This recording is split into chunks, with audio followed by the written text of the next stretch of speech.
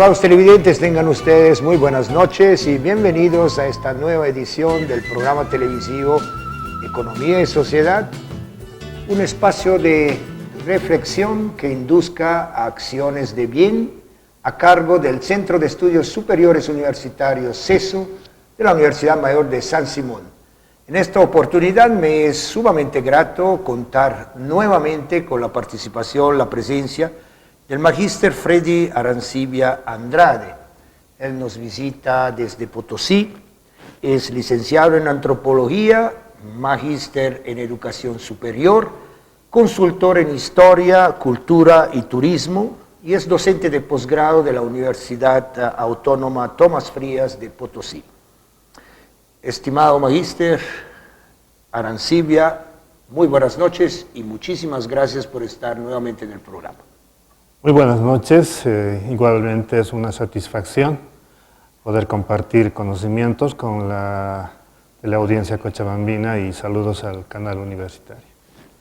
En otra oportunidad conversamos con el magíster Freddy Arancibia Andrade sobre la masacre de Uncía, algunos programas atrás. El día de hoy, como él ha publicado varios libros, el día de hoy queremos rescatar una investigación cuyos resultados fueron publicados en un libro, Diablada Americana, origen de la danza en el norte potosino, la tierra de los Tinku Diablos. Nos llamó mucho la atención este título y bueno, y como nos va a explicar, el origen de la Diablada no es el origen que siempre hemos pensado y creído. Es difícil resumir un libro de 200 páginas, pero bueno, vamos a intentar dar a conocer en este breve programa estos alcances de esta investigación. Y de acuerdo al título de su obra, Origen de la danza de diablos en el norte Potosí, ¿qué relación se advierte en sus pasos, el ritmo y el vaivén entre el remoto pasado y la actual danza de diablos?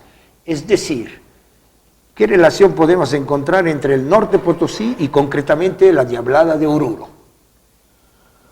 Bueno, un tema que ha acaparado mi atención desde el año 1983 y más que todo de la ciudad provincial que yo vengo, de Uncía. Entonces ahí ya oíamos de la transmisión, yo soy antropólogo, de la transmisión oral, y la historia oral que pervivía por aquellos años todavía, por 1980, y lógicamente desde los años 60, mis años de infancia. Pero, de acuerdo a la interrogante, voy a permitirme ponerme de pie para ver esa la coreografía, ¿no? Por ejemplo, en concreto vamos a ver, este es el paso de la danza de diablos, ¿no? Aquí vemos al diablo de Oruro, al diablo de cualquier lugar de Bolivia, ¿no? Entonces, pero veamos a este mismo diablo, ¿no? En el mismo paso, pero vestido del tinku, con ropa de tinku, en pleno combate y rebelión. Entonces, aquí vamos a advertir que algo tiene que tener para tener el apellido, el nombre y apellido de la Diablada boliviana. Entonces, el ritmo y el paso, el vaivén de la danza de diablos en Bolivia es el paso del tinku. Es el indígena atrapado en la mita minera, introducido a los socavones, asimila la versión bíblica de la conquista y representa en el paso del tinku a las divinidades bíblicas, ¿no? Entonces, con el proceso del tiempo, esta diablada va a llegar a Oruro. Y vamos a indicar el año exacto en que aparecen estos diablos, pero con la salvedad de que nosotros hallamos el eslabón perdido, ¿no? Para definir qué es lo que realmente caracteriza a la diablada boliviana y la diferencia con las diabladas que se tiene en Perú, Chile, ¿no? Y el tinku diablo entonces es el personaje, ya el boliviano que danza, que inicialmente en el rito rito andino, y el proceso de asimilar la conquista, ¿no? Tal como los ibéricos se asimilaron al mundo andino, también los del mundo andino se asimilaron a la cultura traída por Europa. Y a partir de ese preciso momento, ¿no? Entonces estamos frente a un auténtico sincretismo, y de ser así, y en concreto, ¿cuándo comenzó este mestizaje? ¿Cuáles son sus protagonistas? ¿Y dónde se emplaza el espacio territorial de operaciones? Bien, nos ubicamos en el año 1538, ¿no? Es la llegada de los españoles a lo que fue el territorio indígena originario Charca-Caracara, ¿no? Anoticiados de la existencia de vetas de plata, yacimientos de oro, luego de la toma como prisionero Atahualpa, la ejecución de Atahualpa. Por 1535 aparecen por Paria, y en 1538 está en la región del norte, actualmente Norte Potosí, y llegan a la montaña de plata de Aullagas, enclavado este poblado en el Ayllu Aullagas Huarcata, actualmente municipio de Colquechaca. Entonces, es aquí donde encontramos, resumiendo, sabemos el tiempo, en este centro ceremonial a casi 5.000 metros de altura, donde están los socavones, el mundo andino indígena de la región poseían una divinidad llamado el Tangatanga, un ídolo lítico con 3 rostros. Y el tinku se realizaba a la diestra de esta divinidad, y a esta divinidad se la suponía el dueño de las vetas mineras, de los socavones en donde están las riquezas. Entonces, llegados los españoles, al ver que los habitantes, mayormente de carácter guerrero, entonces van con el proceso de la suplantación. En lugar del Tangatanga, entronizan a otro guerrero como ellos, y es el Arcángel Miguel. Y ese año, 1538-1539, se construye el templo del Arcángel Miguel en ese sitio, en Aullagas, ¿no? En la tapa del libro está el templo en ruinas, está en ese estado actual. Y es aquí donde el indígena agrocéntrico, atrapado por la minería colonial, que es introducido a la mina, al socavón, y es donde asimila también la cultura bíblica, los personajes bíblicos. Y en fin, hacemos una descripción amplia sobre la cosmovisión indígena, ¿no? Porque a partir de esa altura y los ritos del tinku y otros ritos indígenas se la hacía para la naturaleza entera, lo que se llama la Pachamama. Y la Pachamama está constituida por los cerros, los vientos, la lluvia, los granizos, la helada, y en fin, todo lo que es la naturaleza, ¿no? Diferenciando. La Pachamama no es una mujer, no es una virgen, es la naturaleza total, es el cosmos. Y es para esta divinidad la que se hacen las ofrendas, ¿no? Entonces, llegados la conquista española, la europea, viene su transformación, una evolución hacia lo que viene la innovación, algo nuevo va a nacer.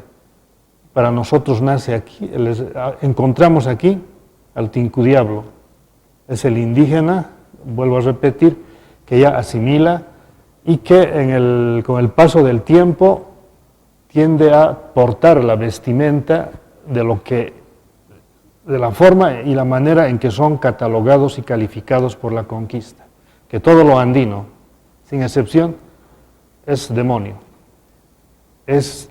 está catalogado en el nivel infernal, pero los indígenas ven que el diablo que caracteriza, según España, a la divinidad indígena, este demonio indígena no es tan malo como la crueldad misma de la conquista, ¿no?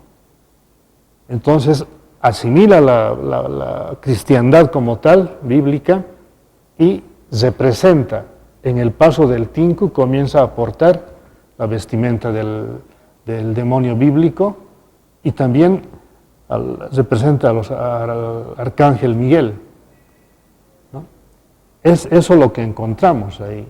Y al mismo tiempo, en ese ámbito, se representaba a protagonistas propios. Por ejemplo, a los osos Jucumari, que están en la parte baja de la provincia, por las regiones de Antora, ya hacia las regiones de Chuquisaca, donde está hasta ahora el oso Jucumari. Del mismo modo están los yohmas, son vegetaciones de la altura que producen a manera de espuma, y los yohmas se supone a las lluvias excesivas que provocan desastres naturales. Estos personajes son en el rito del tinku, en esas alturas, en aquel periodo, ¿no? Y el sitio donde se emplaza es precisamente la provincia, actualmente la provincia Chayanta, ¿no? Y la población Aullagas, o San Miguel de Aullagas, como fue bautizado por los sacerdotes jesuitas que construyeron el templo del Arcángel Miguel.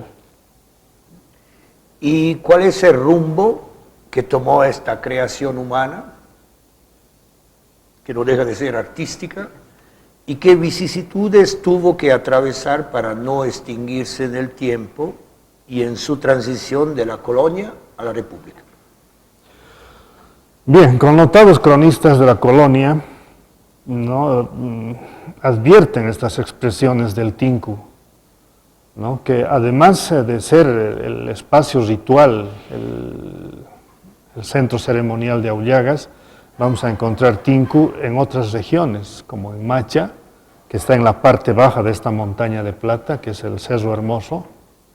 Está el pueblo de Pocoata, están ya alejándose hacia el este, ya las regiones de Chuquisaca, ¿no? Entonces, y hacia el norte vamos a encontrar Chayanta, Caripuyo, Sacaca, ¿no? Y mucho más al noreste vamos a encontrar ya San Pedro de Buenavista, San Marcos, donde se practica el tinku.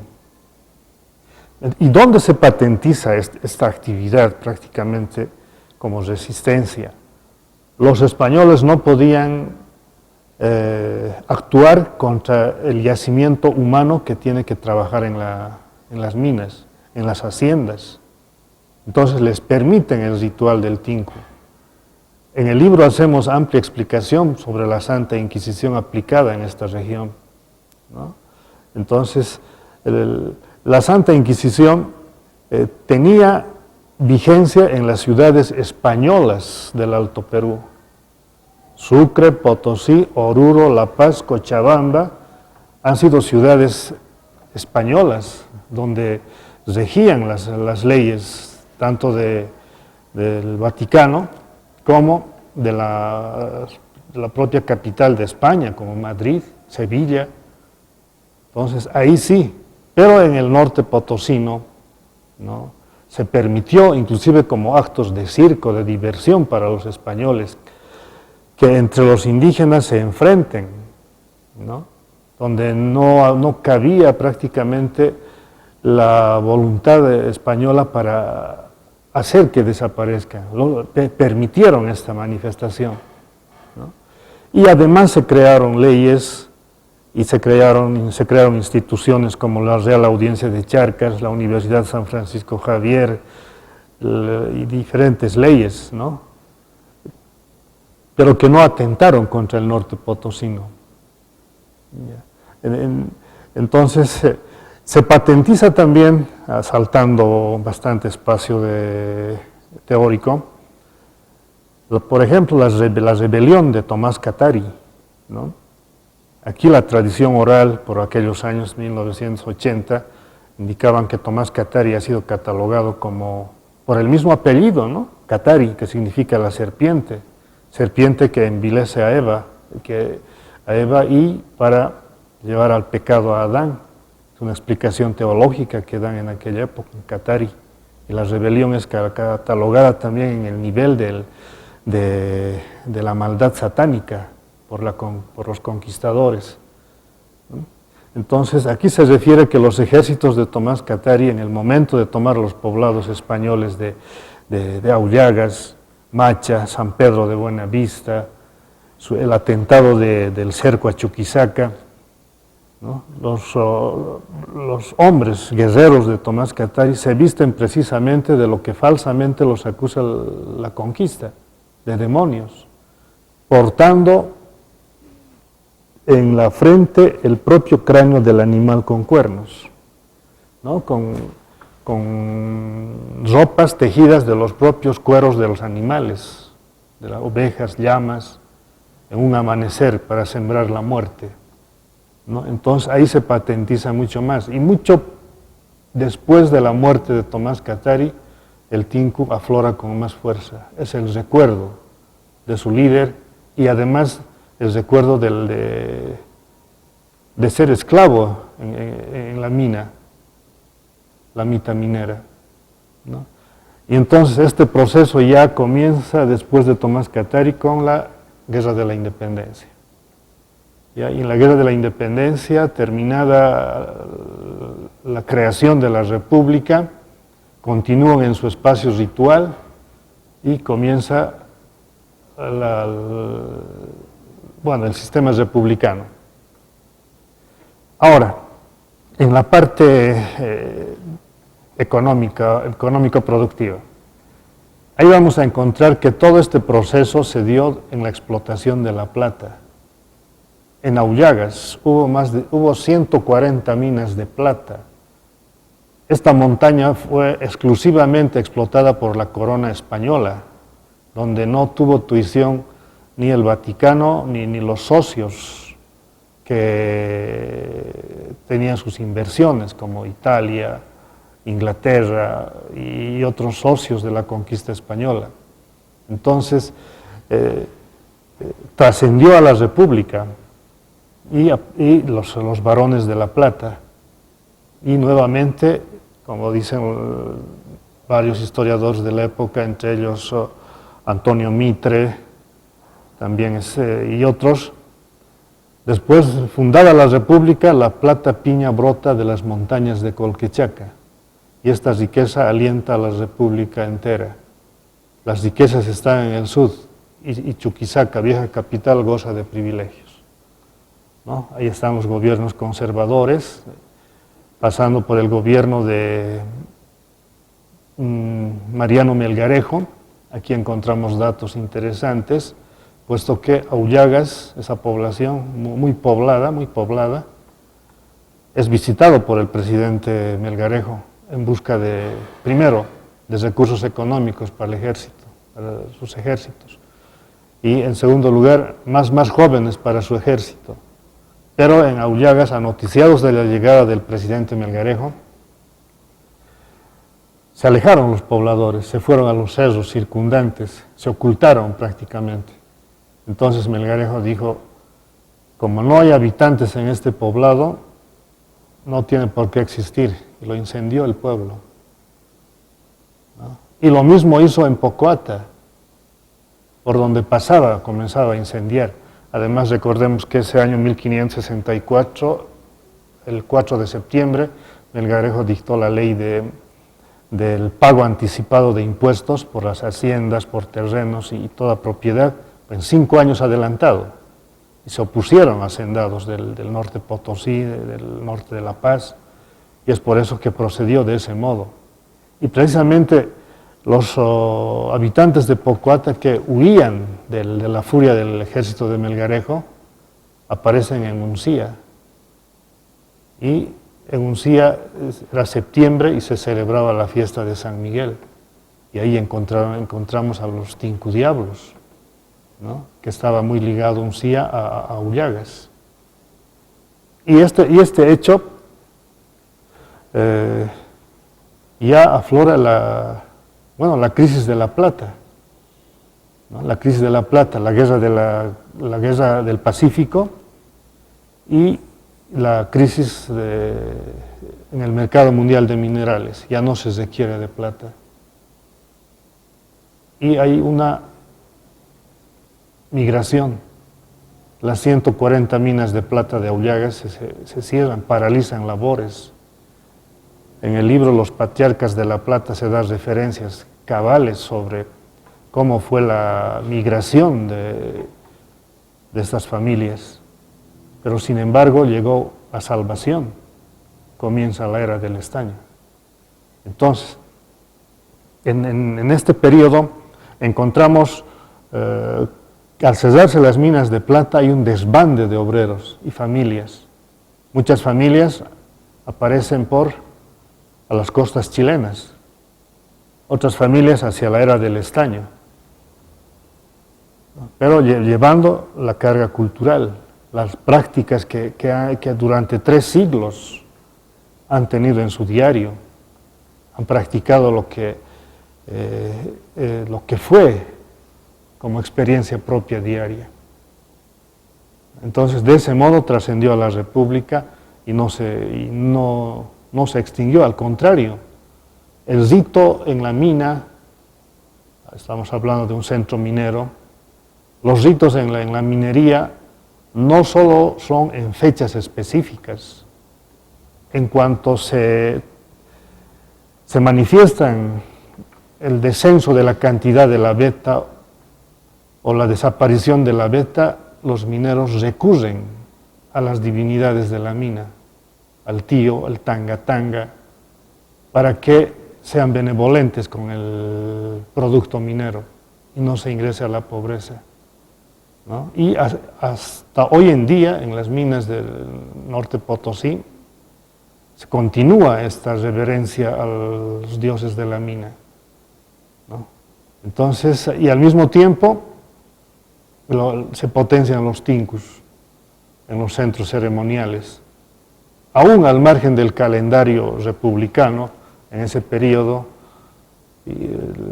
los tincus están en las fechas. Primero en el centro de Aullagas fue el 29 de septiembre, día del Arcángel Miguel, un guerrero como los del tinku. Luego tenemos el tinku de Macha, ¿no? Tenemos el tinku de San Pedro de Buenavista, el tinku en Chayanta, el tinku en Panacachi, poblaciones antiguas que han sido afectadas también precisamente por la crisis de la plata, porque estos centros de producción agrícola tenían su mercado seguro en el centro minero de Aullagas. Una vez fenecida la bonanza en Aullagas, también se paralizaron estos centros. Pero inmediatamente emerge otra época. Muy brevemente, porque estamos terminando nuestro programa. Bueno, hemos entendido que debido a la crisis de la plata, bueno, mucha gente se mueve, migra a otros lugares y por ahí llega también a la Diablada, la carga cultural que habíamos mencionado, llega también a Oruro.